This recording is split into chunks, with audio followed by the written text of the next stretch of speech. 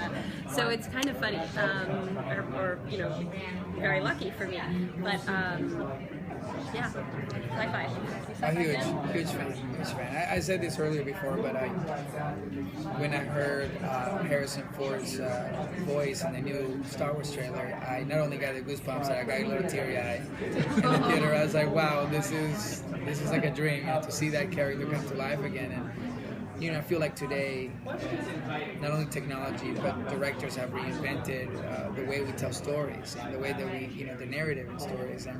And based on the tools that we have today, based on the technology that we have today, imagine the stories that we can now tell, and Steven has been that pioneer that creates new technology, to tell a story. You go back to the movie, that was 2002. Yeah. I mean, now you look at the technology that we have now to tell that story today, the fact that he was able to pull that off in 2002, imagine what we can do now in 2015. And it still looks, if you watch it today, it still looks like the most current thing. Therefore, that technology can come to television and then do it on the scale that the fans really want to see. Because, I've never been a fan of a lot of stuff that makes it to television, and unfortunately back in the day, you just couldn't do it as good as the movie, But today, it doesn't matter where you see your content, it doesn't matter where you watch it. It really is about, the filmmakers, the actors, the caliber they perform. But I'm a huge fan of the genre. What a great way to say to have Steven Spielberg as an executive producer. It sort of opens some doors, a little.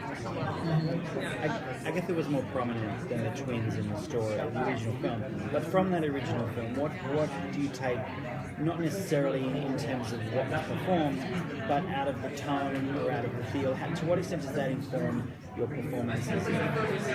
I think the tone and feel there's a continuity into the series because we have when they went outside, to the house that was where Tom Cruise's wife lived, it was more like a lush green landscape, and yet the city had kind of more dark and threatening elements, and that's really, there's a continuity in that.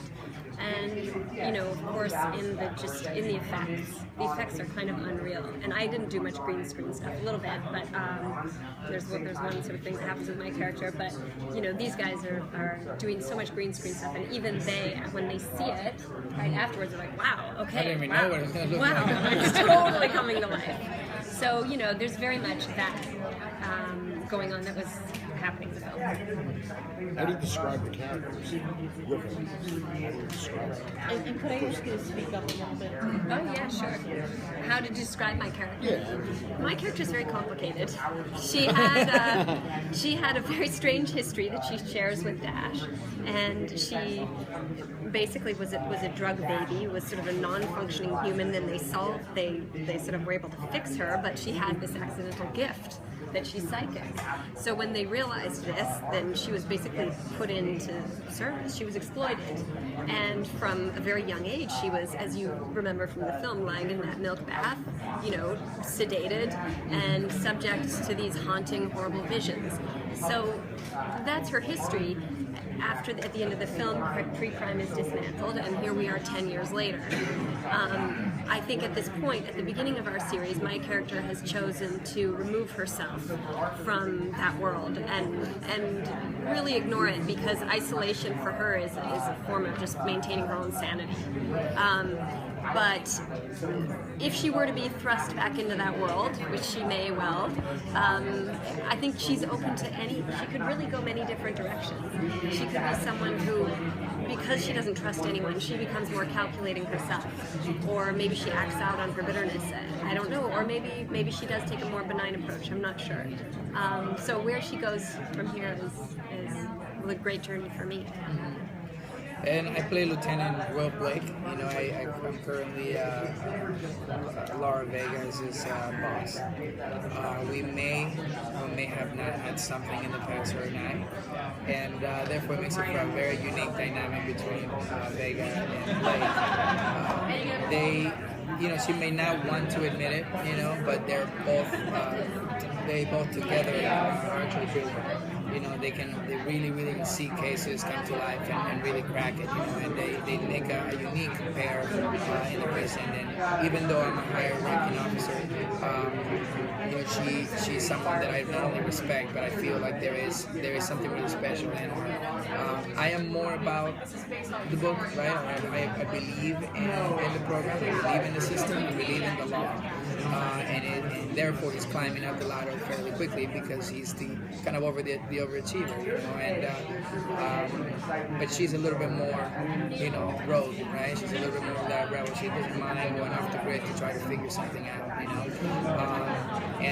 So you're going to see that clash a little bit throughout the process, and eventually, you know, he may get, you know, some kind of information that she's working with an informant, and I mean, she's really good about solving these cases, you know.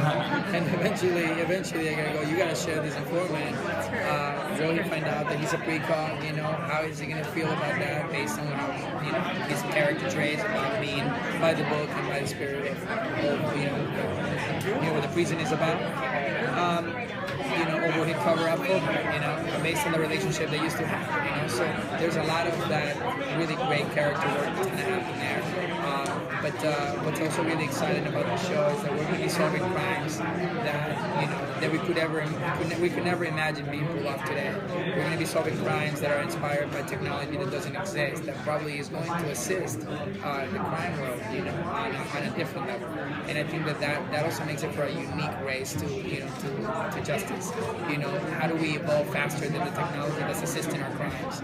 And that to me is an incredible race. And in that moment, you know, Steven Spielberg has done a fantastic job at creating, you know, what is that next evolution of the precinct? Where did the precinct go, you know, after pre-crime was abolished, right? And he created, I'm not allowed to say too much, but he created a weapon that is going to be, I mean, exciting. It's going to be a weapon that was inspired by key of events that happened today, you know, that could probably assist to be safer and being a cop more efficiently. So I think it's going to be really unique.